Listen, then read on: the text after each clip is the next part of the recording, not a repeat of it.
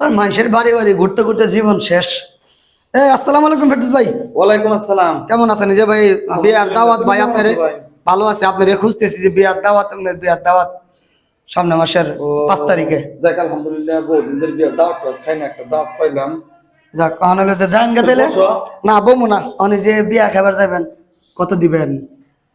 বিয়ার তো দাওয়াতই খাইলাম না। না রে ভাই, নতুন নিয়ম। মনে করেন যে মানুষের বিয়ার দাওয়াত খাইবার গিয়া আপনার মনে করেন যে টেহা দিয়া না দিয়ে আইসা করে, বুঝছেন? এই কারণে আমরা অ্যাডভান্স নিতে চাই। যাইবেনি তো বিয়া খাইবেন না, দাওয়াত যেহেতু দিতে তো যাইবেনি। যাওয়ার না গেলে কিছু দেওয়া না। এখন কত দিবেন? টাকা টাকা নাই, হাত কাটা 500 টাকা লাগবে। 500 টাকা লে হোম। 500 টাকা পাইবেন এক টুকরা গরুর গোস্ত, এক টুকরা মুরগির গোস্ত, পাতলা ডাউল আর 2 গ্লাস পানি। এটা হলো হিসাব। আরই করেন ভাই, ওই যে যাওয়ার সময় পিড়ি নিয়ে যায়েন। 500 টাকায় কিন্তু চেয়ার পাবেন না।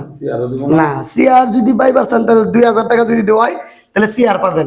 আর 1000 টাকা যদি হয় তাহলে মনে করেন যে প্লাস্টিকের চেয়ার পাইবারও পারেন, না পারেন, কিন্তু 500 টাকা এটা কনফার্ম চেয়ার পাবেন না। ফ্রি নিয়ে যায়েন গা, মনে করেন যে আপনি ফ্রিতে আরামসে বইয়া খাইয়া হারবেন।